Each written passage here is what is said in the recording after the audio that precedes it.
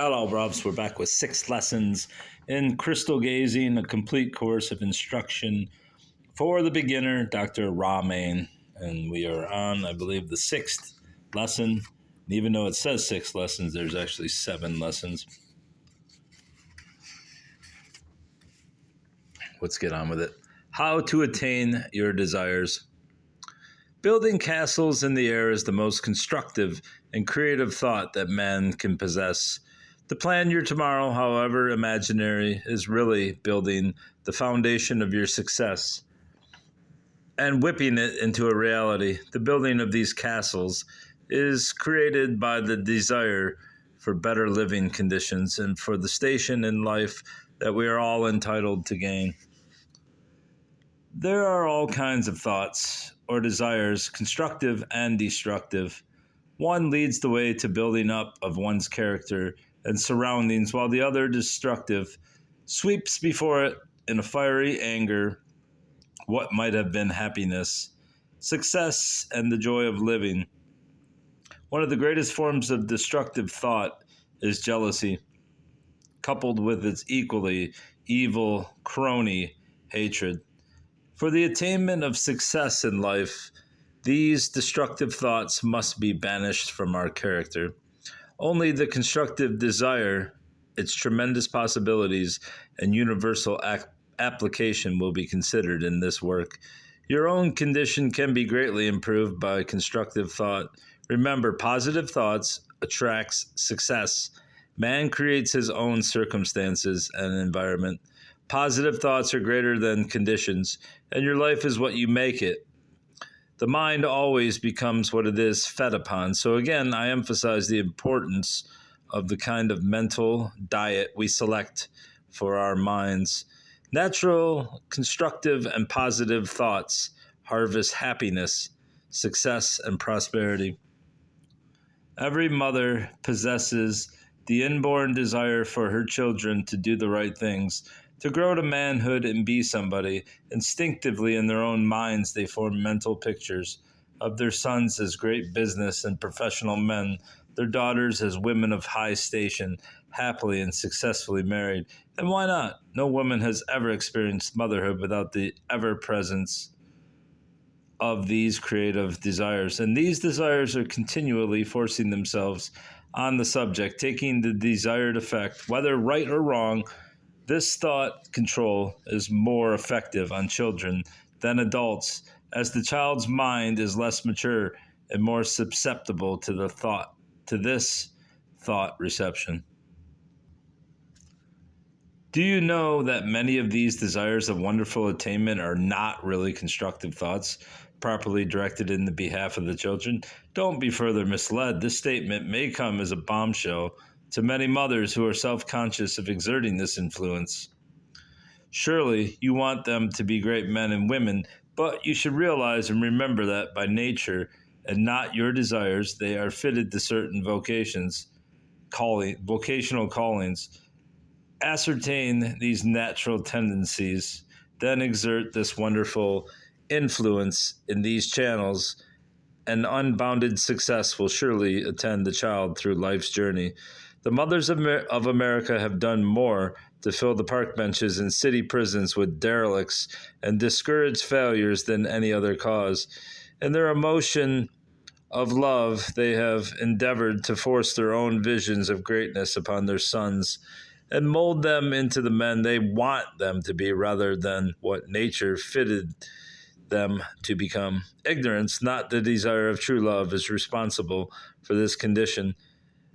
My paramount desire in offering this little book to the public is to bring about a better understanding on the subject of constructive desire in connection with our little ones, that their future may be planned in accordance with nature and not against nature's plans.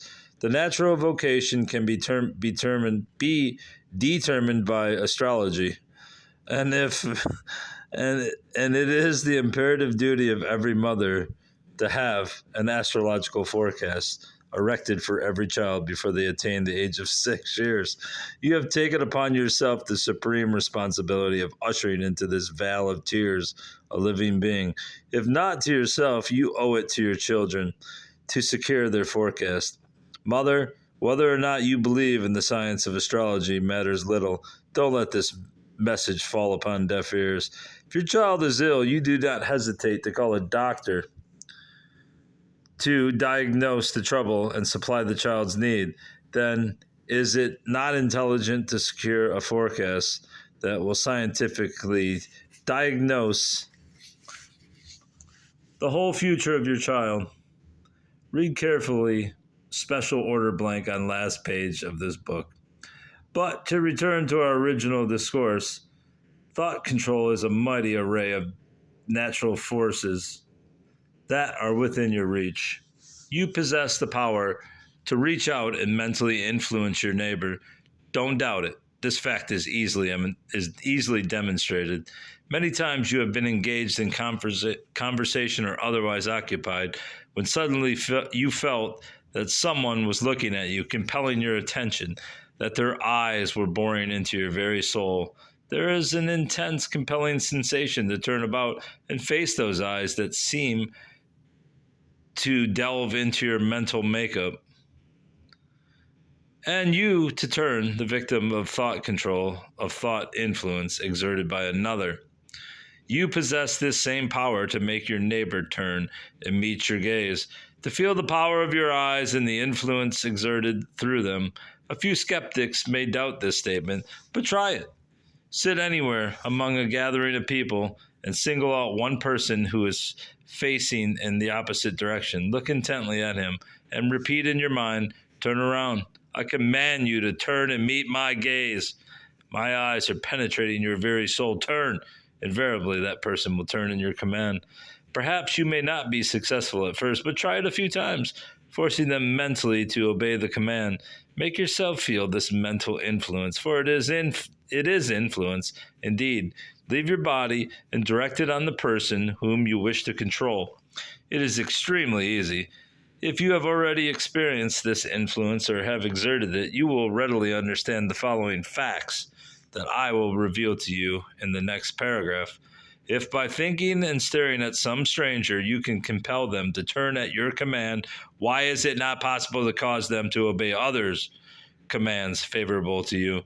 Concentration of strong desires will compel others to do your bidding, providing these powers be used only for constructive purposes. This concentrated thought force is constantly at work for those who will but use it. Are you seeking a position and find one that you really want to secure?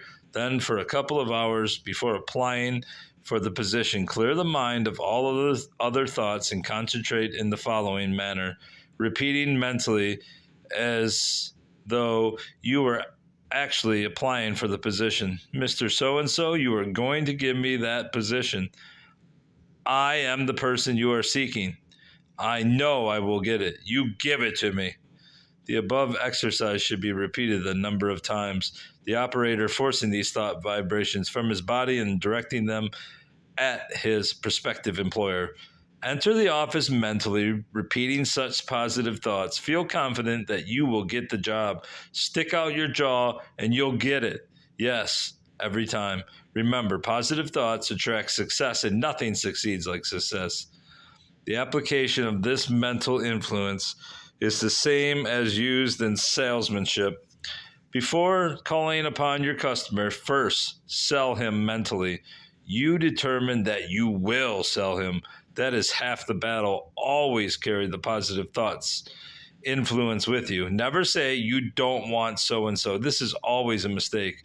A negative thought and is repulsive to your purpose, but you do want so-and-so.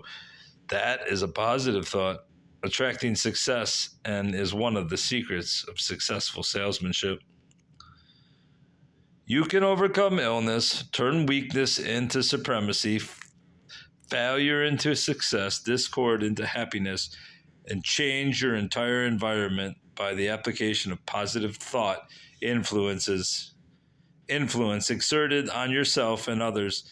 The author cannot enter into elaborate details on this subject and others in this short volume, but does take a pleasure in recommending the proper and constructive instruction books to his readers who desire to obtain the better things of life.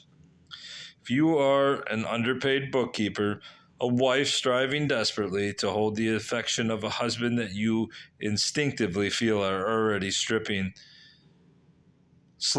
a lover on the threshold of the great adventure of matrimony, a businessman who feels the lash of competition, one possessed of bad health, a victim of circumstances, a failure, then you need mental development, mental control of yourself and others.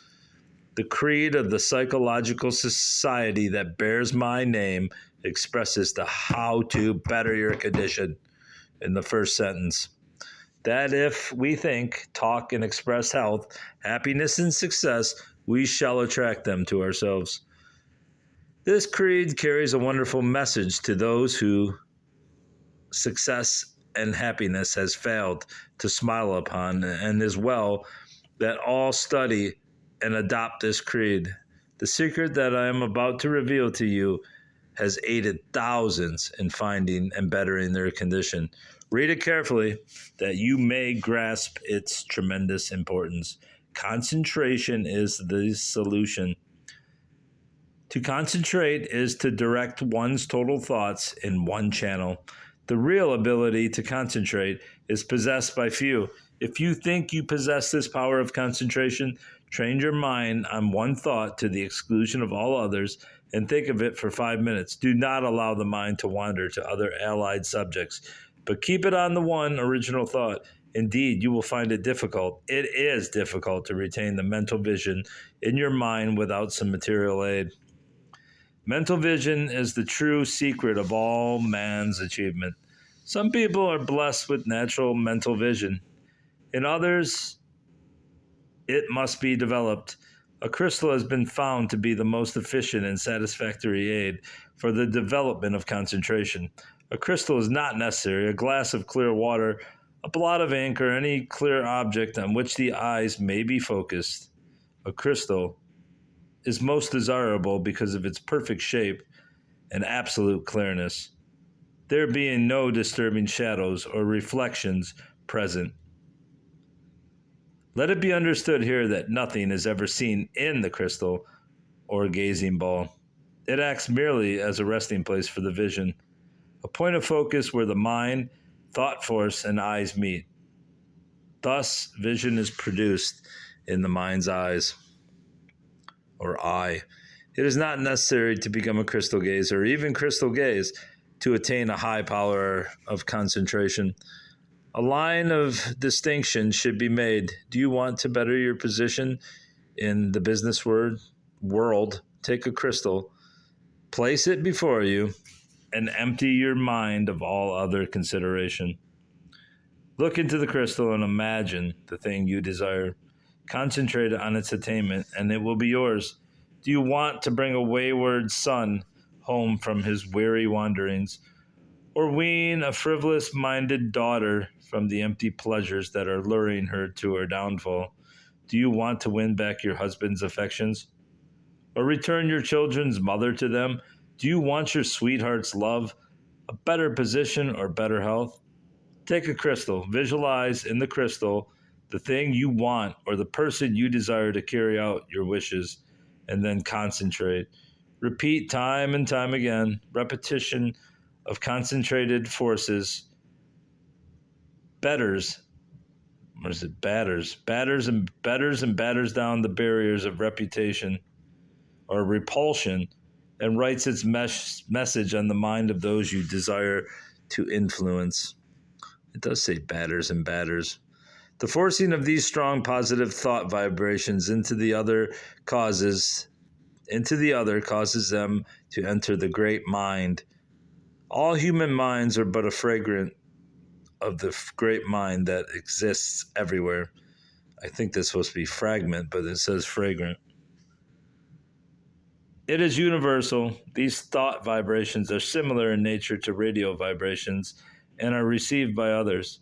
There are times, however, when they are not received due to the mind of the other subject being strongly occupied and not susceptible at this particular time. That is why repetition is suggested and desired, and desirable for best results. If you are seeking the address of a lost relative, unheard of for many years, take a crystal and concentrate. Picture him in your mind's eye as he last appeared and demand of yourself that you visualize him in his present location. Tune in on the great mind and endeavor in this way to receive the vibrations from them, transmitted through your mind and into the crystal as a vision. This takes the form of crystal gazing. To those who wish to develop their psychic powers and learn the art of crystal gazing, they should make a careful study of the subject in order to obtain the best results with the least amount of work. And that's the end of lesson 6. Lesson 7 will be next time. Goodbye, bruv. Goodbye. No. Goodbye, bruv.